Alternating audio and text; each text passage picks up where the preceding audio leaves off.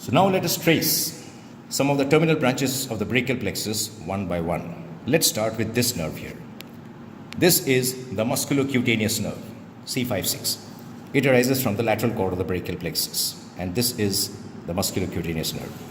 The musculocutaneous nerve, it enters the arm at the point of insertion of the coracobrachialis muscle, and we can see that it's entering here.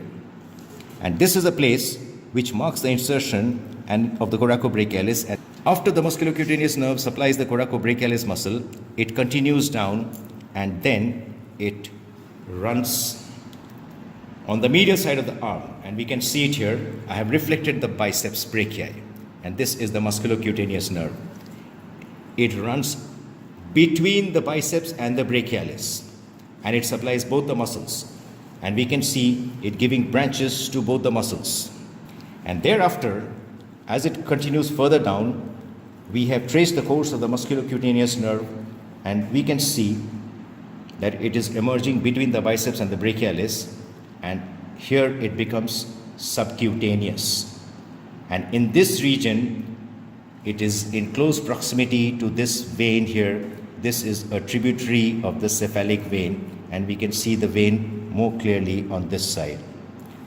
So here there is an important clinical correlation. This cephalic vein is a very common site of venipuncture, and if there is any extravasation of blood here, it can produce irritation of the musculocutaneous nerve here, and can produce numbness and tingling in the distribution of the musculocutaneous nerve. And finally, after here, once the musculocutaneous nerve becomes subcutaneous, it supplies the skin on the anterolateral aspect of the forearm right up to the base of the thumb. That is the reason why this is called the musculocutaneous nerve. This is one of the nerves which is injured in Erb's palsy, and it produces paralysis of the biceps brachialis and the coracobrachialis. Another terminal branch of the brachial plexus arising from the posterior cord, namely the axillary nerve. This is the axillary nerve which I have picked up. It is arising from the posterior cord of the brachial plexus. And the axillary nerve is one of the nerves which is situated very high up in the axilla, and therefore it is not usually injured during axillary dissection. This axillary nerve then goes behind the surgical neck of the humerus, which is visible here. I have split open the deltoid to show the surgical neck of the humerus. This is the cut portion of the pectoralis major. This is the other cut side of the pectoralis major. This is the pectoralis minor. So this is the axillary nerve which goes behind. It goes through the quadrangular space. The quadrangular space is a space bounded by the teres minor above, the teres major below, the surgical neck of humerus laterally, and the long head of triceps medially. It winds around the surgical neck of humerus, and it comes on the deep surface of the deltoid muscle. This is the deltoid muscle which we have cut open to show the axillary nerve. And if you were to look closely, when I exert traction here, it pulls there. And when I exert traction there, it pulls here. So therefore, we know that this is the axillary nerve. This axillary nerve is accompanied by the posterior circumflex humeral artery, which we can see here under the deltoid. This is the posterior circumflex humeral artery, which is a branch from the third part of the axillary artery. The axillary nerve then supplies the deltoid muscle, which is a very powerful muscle from its deep aspect, and then incidentally the axillary nerve also supplies the teres minor, but that is not so clinically significant. And then it pierces the deltoid and it supplies the skin of the upper lateral aspect of the arm.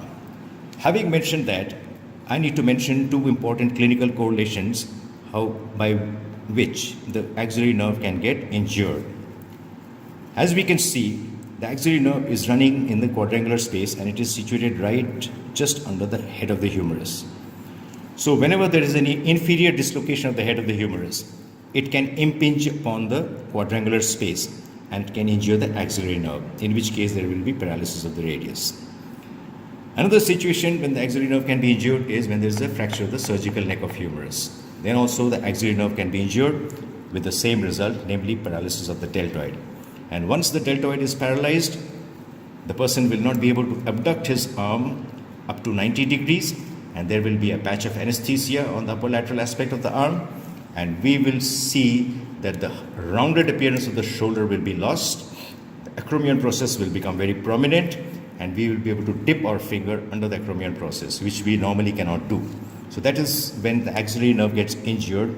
The axillary nerve and also the radial nerve can also be injured in what is known as crutch paralysis. But apart from that, in axillary dissection for lymph nodes, for any surgical dissection, axillary nerve is usually spared because it is located high up. So that is the full course of the axillary nerve. Let's demonstrate the course of the radial nerve right from its origin to its termination. So this is the posterior cord of the brachial plexus, which I have picked up here. It is situated posterior to the axillary artery. The larger branch of the posterior cord of the brachial plexus, this is the radial nerve.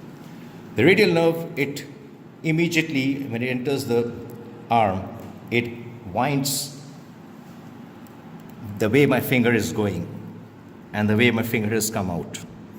This region is known as the radial groove or the spiral groove on the posterior aspect of the humerus. The radial nerve, accompanied by the profunda brachii artery, winds like that, and it goes between the lateral head and the medial head of the triceps.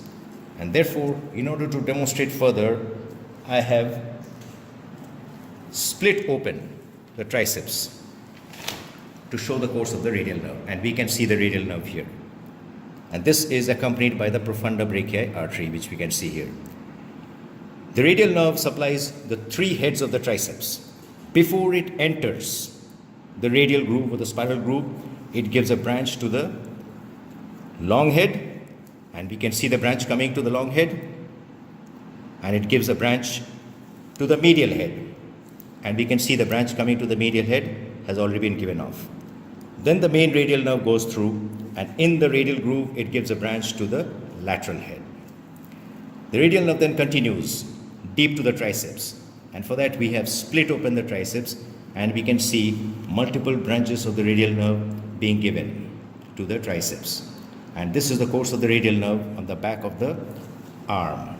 When it reaches the elbow, in the region of the elbow, the radial nerve is located anterior to the lateral epicondyle and the cubital fossa.